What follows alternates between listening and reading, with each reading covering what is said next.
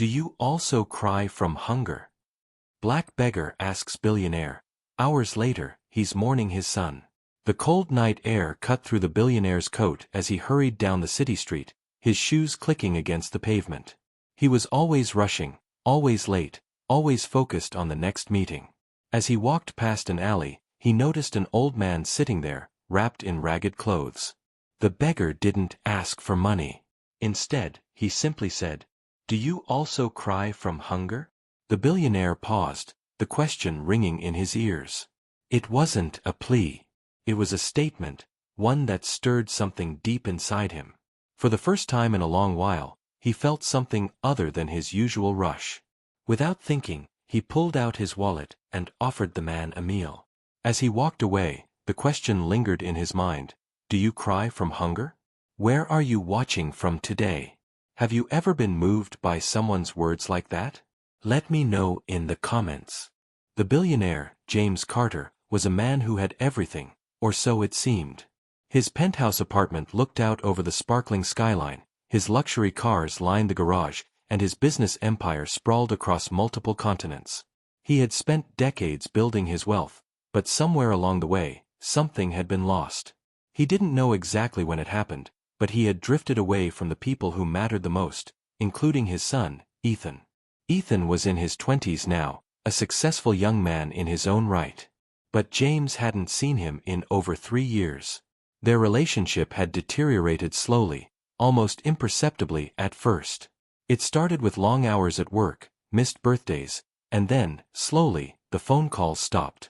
He didn't know how they had gotten so far apart. His son was angry at him. He knew that. Ethan had blamed him for always choosing work over family, but James never knew how to fix it. Instead, he buried himself deeper in business, convincing himself that the next deal, the next achievement, would bring him the satisfaction he was missing. That night, as he sat in his office overlooking the city, he received a phone call that made his heart race. It was his assistant. Her voice was tight with urgency. "Mr. Carter, it's Ethan. He's in critical condition. The doctors, they don't think he's going to make it." A wave of panic washed over him. He rushed to the hospital, every minute feeling like an eternity. As he drove, the words the beggar had said kept echoing in his mind. Do you also cry from hunger? He thought about it for a moment. Hunger for food? For connection? For love?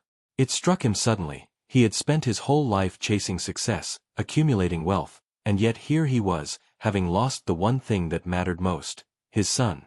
When he arrived at the hospital, the sterile smell and the frantic pace of the emergency room did little to calm his nerves. He was ushered into a small room where his son lay unconscious, tubes and machines surrounding him. The doctor's words barely registered as James stood at the foot of his son's bed, helpless. "I'm sorry. We did everything we could." James felt the weight of those words crash down on him. He had never been there for Ethan when it mattered. All the years of missed moments, the missed calls, the missed chances to be a father, they were now gone forever. His hands trembled as he reached out, brushing a stray lock of Ethan's hair from his face. Tears welled up in his eyes, and for the first time in years, he allowed himself to feel the crushing weight of regret. He stayed by Ethan's side until the doctors took him away. As he walked out of the room, his mind was spinning. What had he done? Could he have done more? Was his son's anger justified? His thoughts were interrupted by a buzzing in his pocket. It was a message from his assistant. Your presence is needed at the board meeting in 30 minutes. He read it twice. It felt so insignificant now. The board, the meetings, the endless cycle of work, all of it seemed hollow in comparison to the loss he felt in that moment.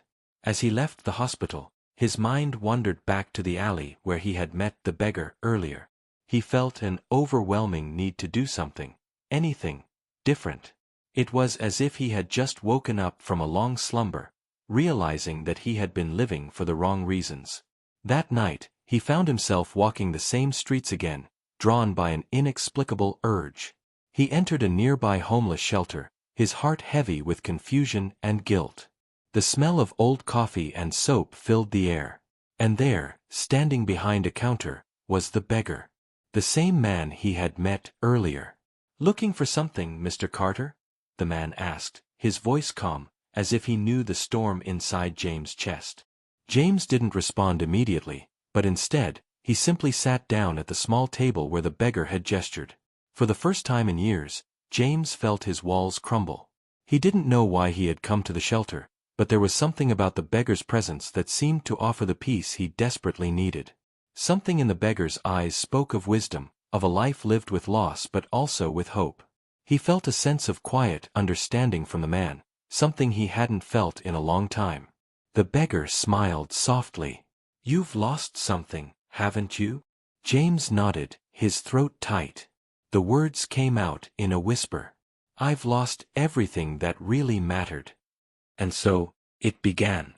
A conversation between two men from different worlds, one with everything, and one with nothing, who both understood what it meant to lose what mattered most. In the weeks that followed, James felt the weight of his son's death pressing down on him. No amount of money or success could fill the emptiness in his heart. He had tried to reach out to people from his past, but the conversations were brief, and the regret was suffocating. He knew he had failed Ethan, and no business deal could erase that. One night, James found himself at the shelter again, seeking solace. Samuel, the beggar-turned-mentor, was there as always. Sitting across from him, James confessed his guilt. "I've lost everything," he whispered, his voice thick with emotion. Samuel listened quietly, then said, "I used to be just like you, wealthy, consumed by success. But I lost my family, my fortune. Now, I spend my days helping those I can." "You don't move on from loss, James. You move forward." The words hit James harder than he expected. Samuel's life had been one of extreme loss, but he had learned to live with it by helping others. "How do I move forward?" James asked, his voice breaking. Samuel placed a hand on his shoulder. "You forgive yourself. You start by using what you have to make things right, even if it's too late to undo the past." For the first time, James realized that the pain wasn't something to fix or ignore, it was something he had to face head-on, and from there, he could begin to heal. He had a long way to go, but this was the first step. James spent the next few weeks trying to put Samuel's advice into practice, but it wasn't easy. Every day, the weight of guilt and regret dragged at him. He tried to focus on charity work, donating large sums to homeless shelters and orphanages, but it felt like an empty gesture. Nothing seemed to fill the hollow space inside him. One evening, after another failed attempt at finding solace, James found himself back at the shelter. It wasn't planned.